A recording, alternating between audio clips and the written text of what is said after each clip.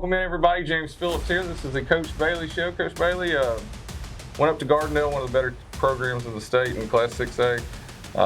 Not the outcome that we wanted, but the guys fought and they keep fighting. You want to just talk for a real close second about Gardendale? Yeah, our guys are fighting, man. Gardendale's a really good football team. It's one of the top 10 teams in the state in 6A. So they got a lot of really good players, man.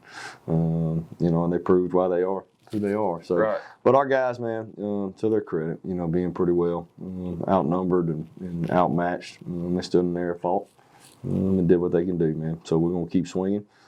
Keep trying to get better. Keep trying to be the best we can be. So I'm trying to be circumstance proof. Right. Well, and one thing people don't realize, every team y'all played has been ranked at some time or another. Yeah. And I think they're all ranked right now. So. Yeah, every one of them. Yeah, the past three are all in the top 10 in 6A football. So, this schedule ain't no joke. I mean, we've known that all along. We knew that from when we first sat down and started talking. So, it's a gauntlet of a schedule, and it's tough. It's a tough deal, man. So, but we're just gonna stand in there and fight and keep getting better. So, what have y'all done this week, to kind of move forward and let's get all this off our backs and play Demopolis? Yeah, we were talking about that before we went on the air. We had a little, I guess you could call it a powwow on Monday, and that was a deal who I had heard about an old baseball coach doing that a long time ago. I think they were on a losing streak, and they went and burned all their jock straps, burned off the demons, and kind of had a fresh start. And I just felt like we needed something like that. We just needed to kind of push the reset button and just needed a fresh start. So y'all didn't burn your underwear, though. We didn't burn our underwear. No, I did start a fire, a controlled burn. It was in a trash can, But we just got in our team meeting room and all the coaches and all the players and kind of just had a heart to heart and did some soul searching for all of us and just kind of laid everything out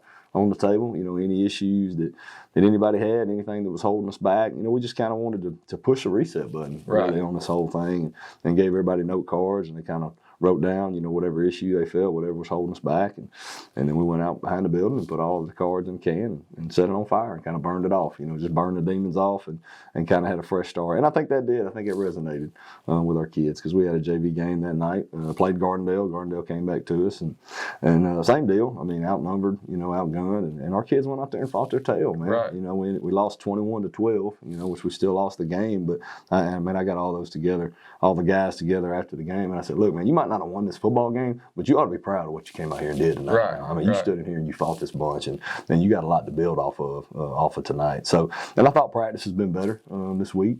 Just kind of rejuvenated and clearing everybody's heads and just focusing on what we can control and kind of flushing out, the bad stuff that's happened. And everybody knows the adversity that we've been through the past little while with, people getting hurt and still in this pandemic and all kind of stuff, man. Just kind of flushing all that out. And, pushing the reset button and fresh start moving forward. So I love coaching this team, man. There ain't another team in the world I'd rather coach than these guys. So I'm excited, man. Excited about the opportunity this week. Well, I think they're going to go to fight for you one way or the other. They will, man. There's no other option. Your back's against the wall. That's the only option you got is to keep fighting and to keep getting better. And that's what I tell them all the time. And life is bigger than football. You're going to be in battles throughout the rest of your life, man. Life is hard. Right. Being a husband is hard. Being a father is hard. There's a lot of hard things in your life that you're going to have to go through. And as much as I hate losing, as a competitor, as much as I hate losing, there are greater tragedies in life than losing a football game. There are, man. So there's a lot of lessons that we can learn, when your back's against the wall, when you get tested, to stand in there and keep swinging in the face of adversity, being circumstance proof no matter what happens. We're going to keep pushing forward, keep loving the people around us, keep fighting for the people around us, keep doing everything we can to get better. So there's a lot of lessons to be learned from this. It's tough as it is. Well, I think they definitely responded. I watched the JV game too, and then I was at practice yesterday for a little bit, and everybody seemed upbeat.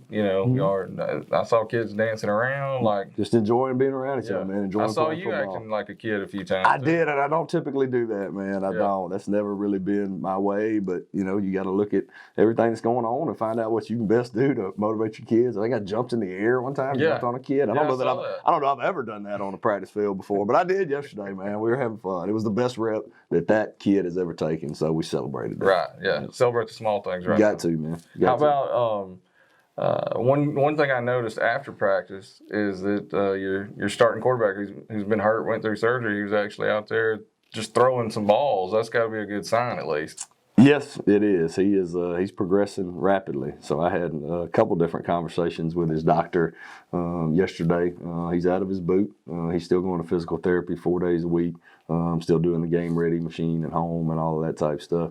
But they told us that we could start easing him back into sport related activities. So got him in the weight room. He jogged for a while. He did some kettlebell stuff, did some upper body stuff. We worked on some ankle mobility stuff.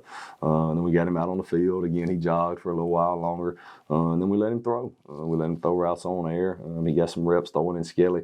I was talking to his mom and daddy after practice. It did my heart some good to see him down there flipping that ball around. That was a sight for sore eyes down there. So he said he didn't have any kind of pain. You know, it didn't hurt him at all. He looked good. He said he felt good. So it'll still be a couple weeks, you know, and that's what I told him and his parents yesterday. I mean, we're not going to put him out there before he's ready, you know, but as soon as he is ready, then he's going to be back out there. But we got to, again, he's just a 10th grader. So we have a long-term view of him and his development. So we're not going to do anything to push him out there before he's ready. But as far as at this point, you know, in his recovery from the surgery, I think he's progressing rapidly. I think everything's going well. He's doing all the things he needs to do from a rehab standpoint to get back. And that ankle looks good. So it's rock solid right now. So again, we'll continue to bring him along slowly. And as soon as he's ready to be back out there, he will. Well, we've talked before about like your two-way players and that sort of stuff. We've talked and never really talked on camera about, you got a lot of guys who this is their first year to play football, or you got a lot of ninth graders that are having to step up. Talk about a few of those young guys who are just kind of, they've been thrown into the fire this year.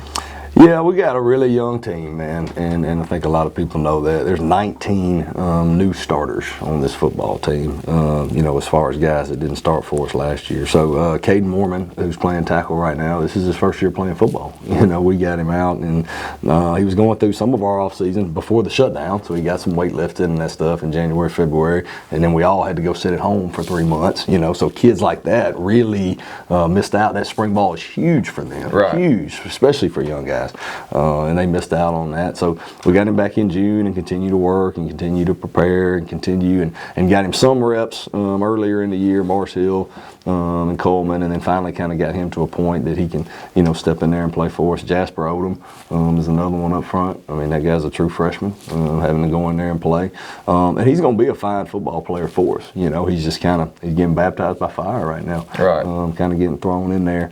But yeah, as far as thinking back to that JV game, J.C. Suchy was a guy who plays linebacker, had an interception. You know, got down in there. That one ended up right in his gut, but at least he held onto it, though. He did, yeah, threw it right to him. Corey Shepard was a young guy at receiver, big body guy, and he's another one that we started to work in the varsity games, trying to get him ready just physically, you know, for that level of competition. That's a huge step. But he got some reps against Gardendale, and he's another one that's young, but he's going to be a fine football player for us down the road. John Luke at quarterback, he's going to be a good one. You know, he's not ready for that 6A level of competition. Physically, he's not there. He's a ninth grader. He's 14 years old now. But, I mean, there will come a day when he will be.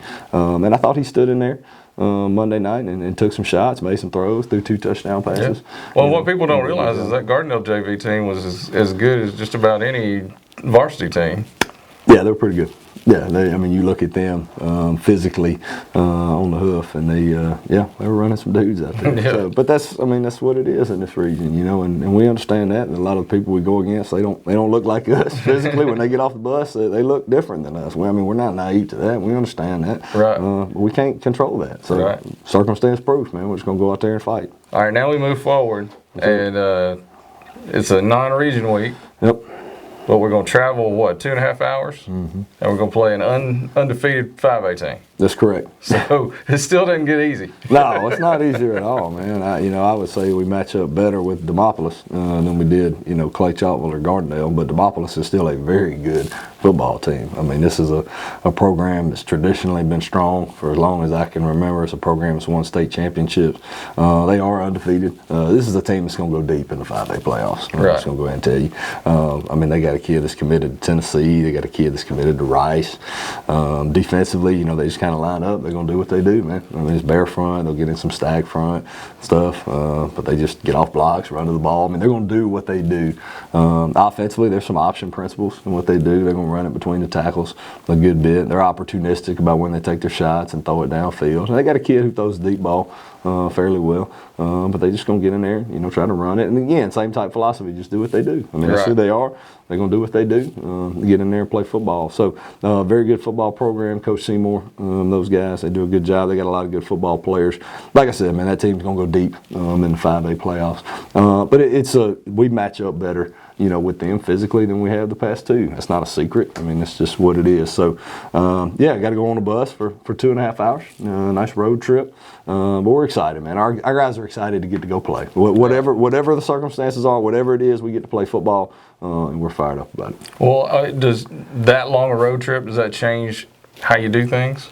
No, I mean, you just got to leave earlier in the day, check them out of school and eat once you get over there. But once we get there, we'll eat at a place in Demopolis. We'll get to the stadium the same time. We always get to stadiums on the road, and then we'll be on our normal pregame routine. So we'll feed them in the morning. We'll feed them lunch before we leave. But outside of that, it don't change a whole lot. Right. Just put you back a lot later on Friday night. Yeah, so getting your prep work in for the next one for the coaches, that's a quick turnaround, getting all that stuff done. But no, outside of that, it don't change a whole lot. Just got to sit on the bus for a little while. Right, and keep them like calm on the bus, like Yeah, and our guys do a pretty good job. They don't act like kindergartners. Right? No, we don't have much craziness on the bus. Most of them will get on there and go to sleep. To be honest, I think that's what my son does. Which is fine. Yeah, I remember when I was in college, and we used to go all over the place. Now, I mean, they put us on a bus, and we drive to Virginia, and Illinois.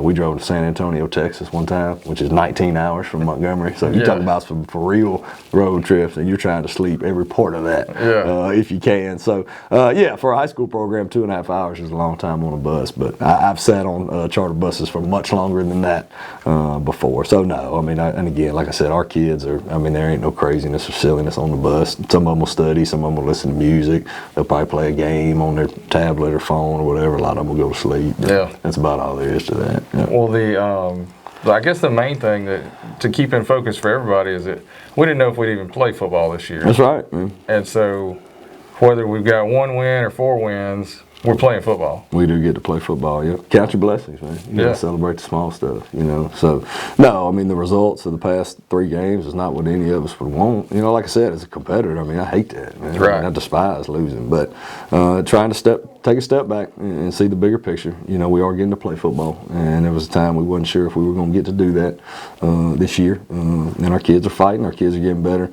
And they're learning a lot of lessons, man. And that's what I told them, in that team meeting, being in the 5A region that we were and having so much success. And that's great, and that's what you always work towards. But a lot of times when you're having success like that, maybe you don't learn some of the lessons that you do from not being successful. And there's a reason for everything. There's a time for everything. God has ordained, every season of our life, and He's ordered our steps. And this is what we're walking through right now for a reason. There's lessons to be learned as we move through this. And let's not lose sight of that. Let's make sure that we're understanding what it is we're supposed to understand, during this season. Right. So. Well, Coach, anything else before we go? No, James, thank you, man. I'm thankful for you and Jeffrey. You guys do a great job with this show and covering our program, and we're appreciative to you guys and thankful for you guys. A big go Vikes. Go Vikes. All right, hey, go Vikes. Everybody, hit the road and go watch them at Demopolis this week. This is a game that we need people at. Like Coach said, they match up well with Demopolis. They're undefeated, but hey, we're going to take the fight to them. Until next time, for Coach Bailey, I'm James Phillips.